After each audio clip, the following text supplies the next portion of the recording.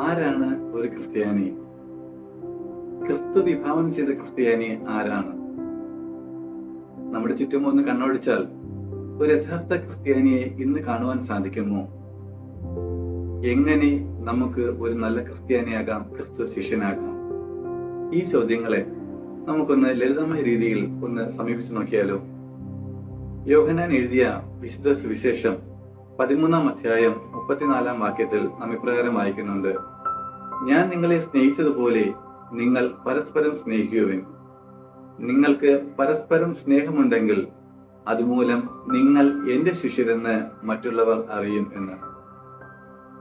ഈ വചനത്തിലൂടെ നമുക്കൊരു കാര്യം വ്യക്തമാണ്: ക്രിസ്ത്യാനിക്ക്, ക്രിസ്തു ശിഷ്യന് ഉണ്ടായിരിക്കേണ്ട ഏറ്റവും അടിസ്ഥാന ഘടകമെന്നത് ക്രിസ്തു സ്നേഹം തന്നെയാണ്.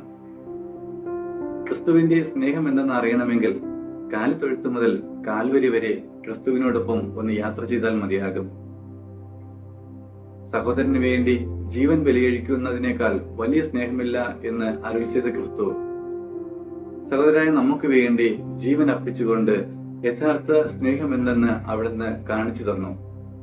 ഈ സ്നേഹമാണ് ക്രിസ്ത്യാനികളിൽ അല്ലെങ്കിൽ ക്രിസ്തു ശിഷ്യനിൽ ഉണ്ടായിരിക്കണമെന്ന് ക്രിസ്തു ആഗ്രഹിക്കുന്നത്. ഈ സ്നേഹം നമ്മൾ ക്രിസ്തുവിൽ നിന്ന് സ്വീകരിച്ചിട്ട് ആ സ്നേഹം നമ്മുടെ സഹോദരങ്ങൾക്കിടയിൽ പങ്കുവയ്ക്കുമ്പോഴാണ് യഥാർത്ഥ ക്രിസ്തീയ മനോഭാവം അവിടെ വെളിവാകുന്നതും നമ്മളൊക്കെ ക്രിസ്ത്യാനികൾ എന്ന് മറ്റുള്ളവർ വിളിക്കുന്നതും. പ്രിയമുള്ളവരെ, നമ്മുടെ ഇന്നത്തെ ജീവിത സാഹചര്യങ്ങളിൽ ഒരു യഥാർത്ഥ ക്രിസ്ത്യാനിയായി ജീവിക്കാൻ നമുക്ക് സാധിക്കുന്നുണ്ടോ? നമ്മുടെ ചുറ്റുപാടും ധാരാളം സഭാ വിഭാഗങ്ങളുണ്ട്. ഓരോ സഭാ വിഭാഗത്തിനും അതിൻ്റെതായ ആചാര അനുഷ്ഠാനങ്ങളുണ്ട്, പാരമ്പര്യങ്ങളുണ്ട്.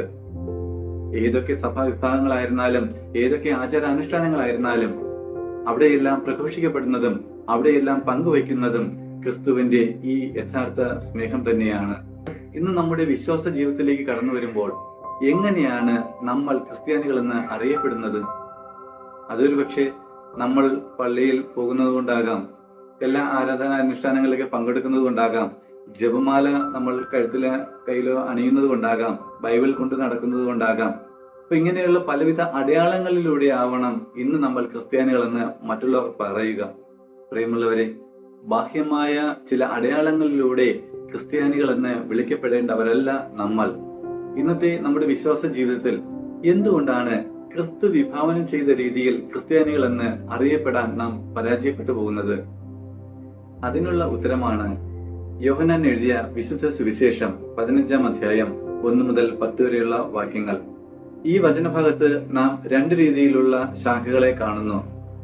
ഒന്നാമത്തെ ശാഖ എന്ന് പറയുന്നത് മുന്തിരിച്ചെടിയോട് ചേർന്ന് നിന്ന് ഫലം നൽകുന്ന ശാഖ. രണ്ടാമത്തേത് വെട്ടി മാറ്റപ്പെട്ടവ. മുന്തിരിച്ചെടിയോട് ചേർന്ന് നിന്ന് ഫലം നൽകുന്ന ശാഖകളെ നമുക്ക് യഥാർത്ഥ ക്രിസ്ത്യാനി എന്ന് വിളിക്കാം. ക്രിസ്തുവിനോട് ചേർന്ന് നിന്നുകൊണ്ട് ക്രിസ്തു വിഭാവനം ചെയ്ത അതുപോലെ ഭൂമിയിൽ ജീവിക്കുന്ന വ്യക്തികൾ. രണ്ടാമത്തെ ശാഖകൾ മുറിച്ചു മാറ്റപ്പെട്ട ശാഖകൾ, അതായത് ക്രിസ്തുവിൽ നിന്നും അകന്നുപോയ വ്യക്തികൾ. ഇതിൽ ഏതാണ് നമ്മുടെ അവസ്ഥ?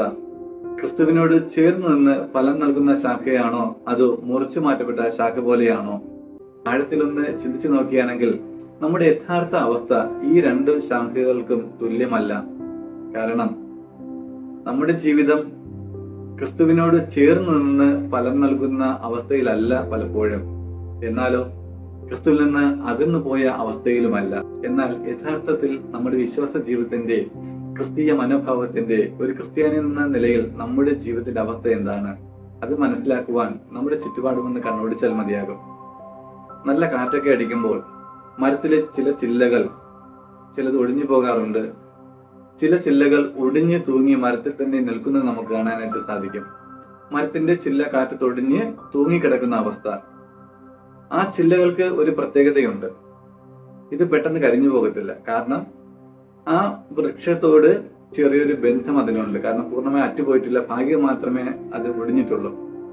ഈ ഒടിഞ്ഞു തൂങ്ങിയ ചില്ലകൾ മറ്റു ചില്ലകളെ പോലെ ഫലം പുറപ്പെടുവിക്കാറില്ല. കാരണം ഇത് ഭാഗികമായി ഒടിഞ്ഞു തൂങ്ങിക്കിടക്കുന്നു. ഇതിന്റെ അവസ്ഥ എന്ന് പറയുന്നത് പൂർണ്ണമായി കരിഞ്ഞു പോയിട്ടുമില്ല, നല്ല പച്ചപ്പുമില്ല, ഒരു വാടിയ ഒരവസ്ഥ. ഇത് മെല്ലെ മെല്ലെ സമയമെടുത്ത് കരിഞ്ഞു പോകുന്ന അവസ്ഥയിലേക്ക് ഇത് മാറും. നമ്മുടെ ക്രിസ്തീയ ജീവിതത്തെ ഈ ചില്ലകളുമായിട്ട് നമുക്ക് താരതമ്യപ്പെടുത്താനായിട്ട് സാധിക്കും.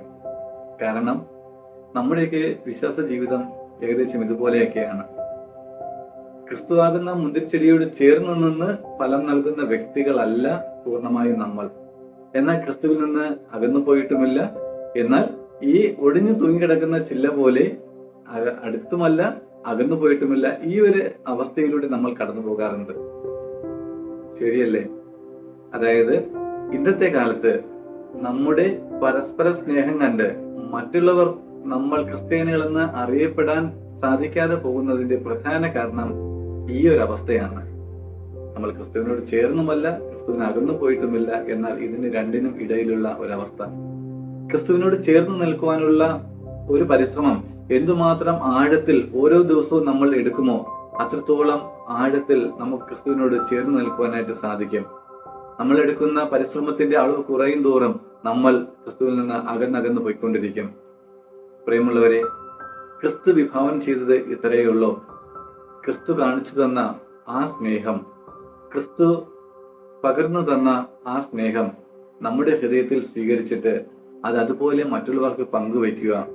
നമ്മളൊക്കെ ക്രിസ്ത്യാനികളെന്ന് മറ്റുള്ളവർ യഥാർത്ഥത്തിൽ വിളിക്കണമെങ്കിൽ ഒറ്റ മാർഗമേ ഉള്ളൂ. അത് ക്രിസ്തുവിനോട് ചേർന്ന് നിൽക്കുന്ന ശാഖകളായി മാറുക.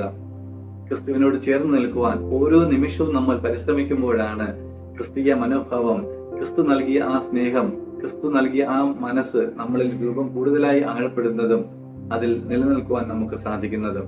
ഇനിയുള്ള നമ്മുടെ ജീവിതയാത്രയിൽ വെറുമൊരു ബാഹ്യമായ അടയാളങ്ങളിലൂടെ അല്ലാതെ നമ്മുടെ ജീവിതം കൊണ്ട് നമ്മൾ ക്രിസ്ത്യാനികളെന്ന് മറ്റുള്ളവർ വിളിക്കുവാൻ, മറ്റുള്ളവർ നമ്മെ നോക്കി അഭിസംബോധന ചെയ്യുവാൻ സാധിക്കട്ടെ എന്ന് ആശംസിക്കുന്നു. ദൈവം നമ്മെ അനുഗ്രഹിക്കട്ടെ.